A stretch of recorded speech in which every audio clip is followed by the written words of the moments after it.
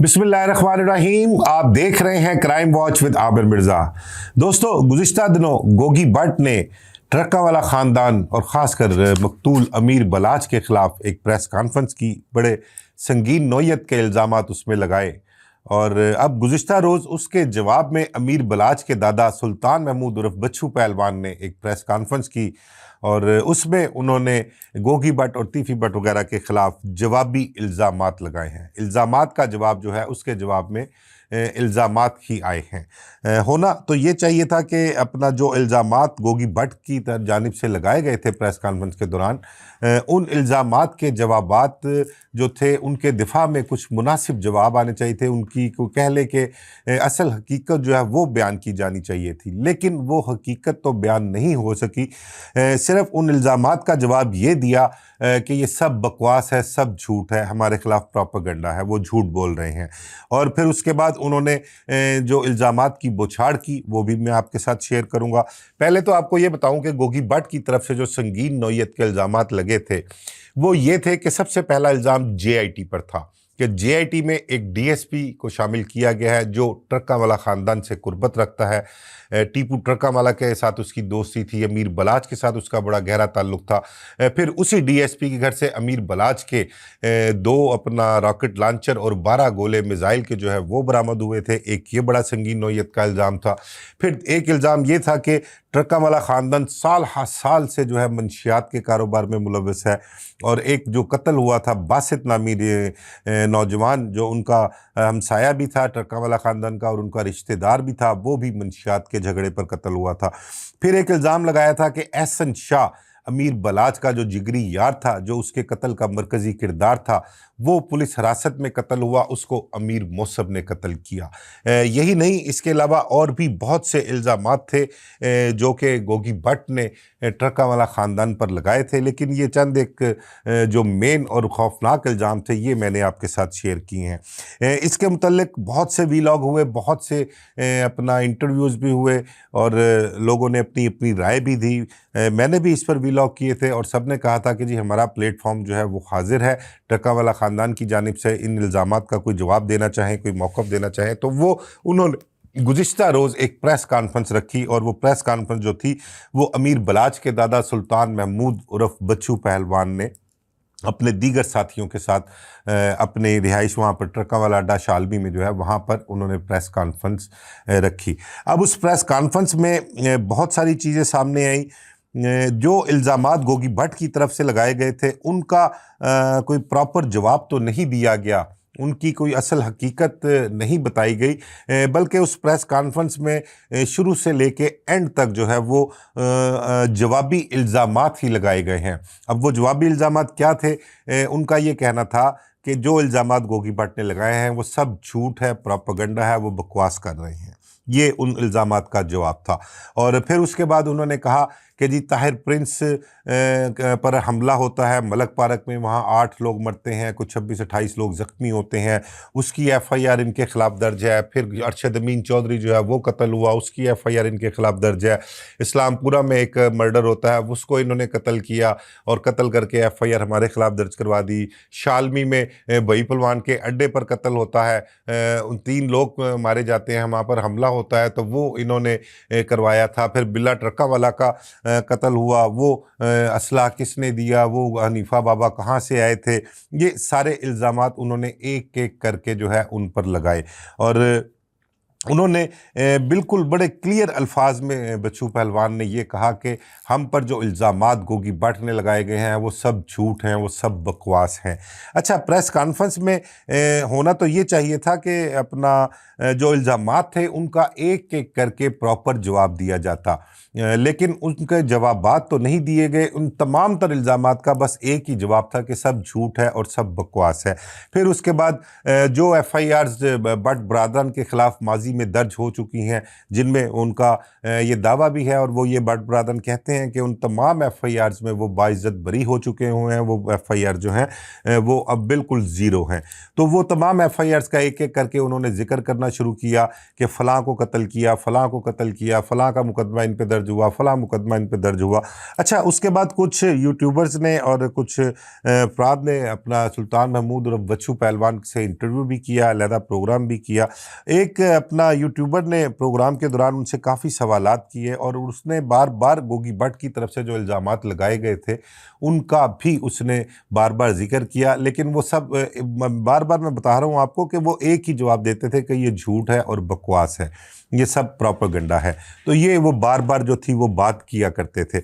अब उस यूट्यूबर ने अपना उनसे कहा कि बिल्ला ट्रक्का वाला के कत्ल के हवाले से उसने सवाल किया सुल्तान महमूद उर्फ बच्चू पहलवान से। उन्होंने सवाल ये किया कि अगर बिल्ला ट्रक्का वाला के कत्ल में गोगी भट्ट और तीफी भट्ट वगैरह शामिल थे, आप इतने ही यकीन से आज भी ये कह रहे हैं कि हनीफा बाबा वगैरह वहीं से आए थे, उनके घर से आए थे और उन्होंने असलहा भी दिया था, तो बिल्ला ट्रक्का वाला के कत्ल की FIR जो है वो गोगी भट्ट और तीफी भट्ट के खिलाफ क्यों दर्ज नहीं करवाई? तो उसका जवाब उन्होंने कहा कि हमें पहले पता नहीं था, हमें बाद में पता लगा। तो उस यूट्यूबर ने यह भी कहा कि अगर आपको बाद में पता लगा था तो आप ततीम बयान में भी उनको नामजद कर सकते थे।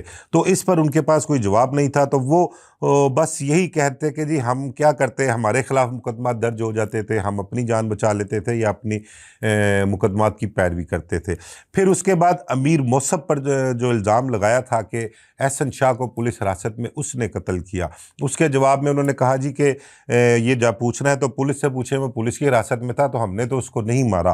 फिर उन्होंने ये भी कहा कि ये भी पूछा गया उस प्रोग्राम के दौरान कि टीपू ट्रक्का वाला की दुश्मनी टॉप 10 इश्तिहारियों से थी, गोगी भट्ट तीफी भट्ट वगैरह के साथ थी। तो जितने भी टॉप 10 इश्तिहारी थे वो टीपू ट्रक्का वाला ने पुलिस अफसरान के ज़रिए जाली पुलिस मुकाबलों में मरवाया। उन सब इश्तिहारियों को जेलों से निकलवा के भी, जो गिरफ्तार हुए उन्हें भी, उन सबको टीपू ट्रक्का वाला ने जो है वो पुलिस मुकाबलों में मरवाया, पैसे दे के मरवाया या जो भी मामला थे। तो इससे भी उन्होंने इनकार किया। उन्होंने कहा कि बल्कि हमने क्या मरवाना था, ऐसे मौके पर तो पुलिस वाले हमें पकड़ कर ले जाते थे और थाने लोअर माइल की नीचे जो बेसमेंट में हवाला था वहाँ ले जाकर हमें बंद कर दिया जाता था, हमसे सवालात पूछे जाते थे। तो बहुत सारी बातें जो है वो अपना करने वाली हैं इस केस के हवाले से, जो कि उनको ट्रक्का वाला ख़ानदान को उन तमाम इल्ज़ामात का, उन तमाम बातों का जो है प्रॉपर जवाब देना चाहिए, लेकिन उन्होंने जवाब नहीं दिया। फिर वो जो बासित लड़का कत्ल हुआ था उस हवाले से भी पूछा गया उनसे कि जी वो बासित जो है वो मंशियात उसने चोरी की थी, उस मंशियात के अपना चोरी के रंज में जो है उसका कत्ल हुआ था। तो इस पर भी उन्होंने कहा कि जी आप उसका बासित का जो भाई है वो किधर होता है, वो किसके पास रहा है, वो तीफी भट्ट गोगी भट्ट वगैरह के पास था। तो इस तरह से कोई जवाबात जो है ना वो देते रहे, लेकिन जो प्रॉपर तरीका है और एक डिफेंड करना होता है कि जी ये किसी ने इल्ज़ाम लगाया है और उसकी असल हकीकत क्या है, वो सामने रखने की बजाय बस एक ही जवाब आता रहा कि सब झूठ है और सब बकवास है। तो ये प्रेस कॉन्फ्रेंस जो उन्होंने की थी वो उसको काउंटर करने के लिए थी, गोगी भट्ट की प्रेस कॉन्फ्रेंस को, उसके इल्ज़ामात को काउंटर करने के लिए थी। लेकिन वो उसको काउंटर क्या करना था, उन्होंने बस इल्ज़ामात के जवाब में सिर्फ इल्ज़ामात ही जो है वो लगाए उन्होंने, और वो तमाम तर इल्ज़ामात जो थे वो वही थे कि माजी में गोगी भट्ट और तीफी भट्ट वगैरह के ख़िलाफ़ जो मुकदमात दर्ज हुए हैं वो अपना बयान करते रहे, उनकी FIR दिखाते रहे कि ये मुकदमात भी इन पर दर्ज हैं। तो बल्कि एंकर ने यह भी कहा कि वो सब जो हैं इससे बरी हो चुके हुए हैं और वो कहते हैं कि हमारे ऊपर ये मुसल्लत की गई है दुश्मनी, हमने बिल्ला ट्रक्का वाला को कत्ल नहीं किया था, टीपू के कत्ल की और ईवान अदल के कत्ल की FIR जो दर्ज थी उसमें भी बाइज्जत बरी हुए हैं। तो उन्होंने ये भी कहा कि अमीर बलाज की जो अपना पर 7 FIR दर्ज हुई थी वो, और हमारे ऊपर जो FIR दर्ज थी हम भी उसमें बरी हैं, हम पर भी झूठे मुकदमा दर्ज करवाए गए हैं। अच्छा, एक बड़ी अहम बात कही अपना सुल्तान महमूद उर्फ बच्चू पहलवान ने। उन्होंने कहा कि हमारे ऊपर कोई FIR हो, हमारे ऊपर कोई हमला होता था, हमारा कोई मर जाता था, कत्ल हो जाता था, तो हम अपने केसेस की पैरवी कर रहे होते थे। अब हम अपने केसेस की पैरवी करते अपने मुल्ज़मान को कैफरे किरदार तक पहुँचाने के लिए, उनको गिरफ्तार करवाने के लिए, या उनको सजाएं दिलवाने की कोशिश करते, तो इसी दौरान जो हमारे मुखालफीन हैं, गोगी भट्ट, तीफी भट्ट वगैरह, उनकी जानिब से हमारे खिलाफ कोई ना कोई झूठा मुकदमा दर्ज करवा दिया जाता था। तो अब हमने अपने मुकदमात की पैरवी क्या करनी थी? हमें तो अपनी जान के लाले पड़ जाते थे, हम घरों से सारा कुछ छोड़ छाड़ के भाग जाते थे, और फिर वो जो झूठी FIR हमारे खिलाफ दर्ज होती थी, हम उनमें अपनी जान छुड़वाने के चक्कर में पड़ जाते थे।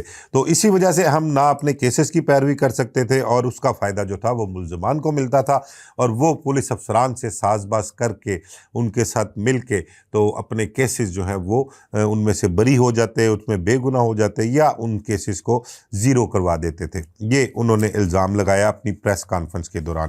तो अभी 2 दिन बाद इस केस की तारीख है। हाँ, सुल्तान महमूद और बच्चू ने यह भी कहा कि अभी तो पुलिस ने अमीर बलाच के कत्ल केस में कुछ किया ही नहीं, सिर्फ एक हल्का सा झटका दिया है, और वो झटका ये है कि गोगी भट्ट को गुनहगार लिखा है, तो वो जो है वो चीखे मार रहे हैं। तो उनका अभी तो कुछ हुआ ही नहीं, अभी अगर आगे कुछ हो गया तो फिर ये पता नहीं क्या कुछ करेंगे। तो अब 29 तारीख जो है इस केस की, अमीर बलाच के केस की पड़ी हुई है, तो उस 29 तारीख को देखें गोगी भट्ट दोबारा पेश होंगे अदालत में, और अपना दोनों पार्टी, मुद्दई और मुलज़म पार्टी के वकला भी पेश होंगे, पुलिस की तरफ से रिकॉर्ड भी पेश किया जाएगा, फाइनल फाइंडिंग जो है वो भी पेश की जाएगी। तो देखते हैं कि 29 तारीख को क्या फ़ैसला होता है।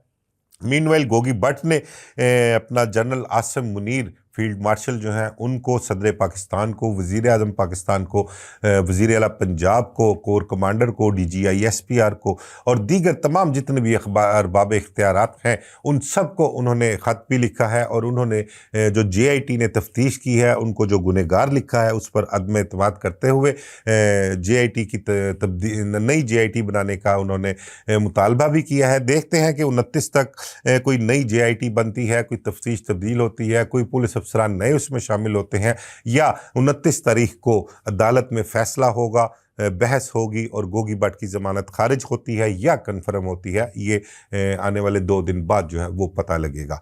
मुझे इजाज़त दीजिए, अल्लाह हाफ़िज़।